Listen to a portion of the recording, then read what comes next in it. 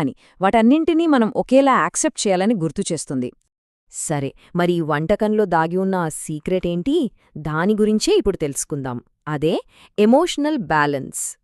ఇక్కడ మనం గుర్తుంచుకోవాల్సిన మెయిన్ పాయింట్ ఏంటంటే, నెగటివ్ ఫీలింగ్స్ని అవాయిడ్ చేయడం కాదు, లేదా కేవలం పాజిటివ్ ఫీలింగ్స్ కోసమే వెతకడం కూడా కాదు. లైఫ్లో వచ్చే మంచి, చెడు రెండింటినీ సమానంగా స్వీకరించి వాటి మధ్య ఒక బ్యాలెన్స్ సాధించటమే అసలైన విషయం. రైట్, ఇక మనం ఫేస్ చేయడానికి కొంచెం ఛాలెంజింగ్గా అనిపించే 2 టేస్ట్స్ గురించి మాట్లాడుకుందాం. అదే కోపం మరియు భయం. మొదటిది పచ్చిమిర్చి. దాని ఘాటైన కారపు రుచి మనలో ఉండే ఒక పవర్ఫుల్ ఎమోషన్. అదే కోపాన్ని సూచిస్తుంది. కోపం మనల్ని ఎలా అయితే లోపలి నుంచి కాల్చేస్తుందో, కారం కూడా అంతే కదా. ఇక్కడ చూడండి, ఈ మాటలు ఎంత ఇంట్రెస్టింగ్గా ఉన్నాయో. మరుగుతున్న నీటిలో మన రిఫ్లెక్షన్ ఎలా అయితే కనిపించదో, కోపంతో ఉన్నప్పుడు మనకు నిజం కూడా కనిపించదట. కోపం మన ఆలోచనా శక్తిని ఎలా కప్పేస్తుందో చెప్పడానికి ఇంతకంటే మంచి ఎగ్జాంపుల్ ఉండదేమో. ఇక రెండవది ఉప్పు. దీని టేస్ట్ భయమనే ఫీలింగ్కి సింబల్. కొన్నిసార్లు మనకు తెలియని భయాలు మనల్ని చాలా ఇబ్బంది పెడతాయి, కానీ అది కూడా లైఫ్లో ఒక పార్టే. కానీ ఉప్పు నుంచి మనం ఒక చాలా ఇంపార్టెంట్ లెసన్ నేర్చుకోవచ్చు. ఒక డిష్లో ఉప్పు ఉందా లేదా అనేది దాని టేస్ట్ని బట్టి ఈజీగా తెలిసిపోతుంది. అలాగే మన ఉనికికి కూడా ఒక వాల్యూ ఉండాలి.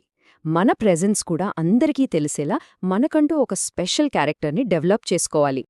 ఓకే, కొంచెం కష్టమైన టేస్ట్స్ గురించి చూసాం కదా.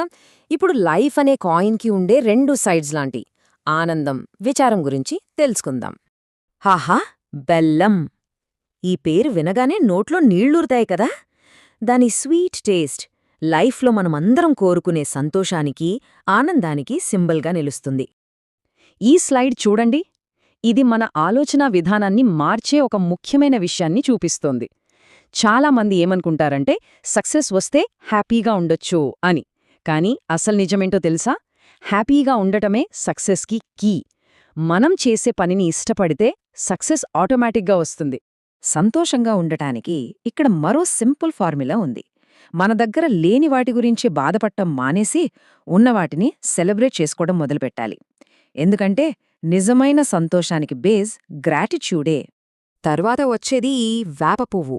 దాని చేదు రుచి లైఫ్లో మనం తప్పించుకోలేని బాధను, విచారాన్ని సూచిస్తుంది. ఈ అందమైన క్వెశ్చన్లో ఒక గొప్ప ఫిలాసఫీ ఉంది. వింటర్ వస్తే స్ప్రింగ్ రాకుండా ఉంటుందా అంటే, జీవితంలో కష్టాలు పర్మనెంట్ కాదు. చీకటి తర్వాత వెలుగు ఎలా వస్తుందో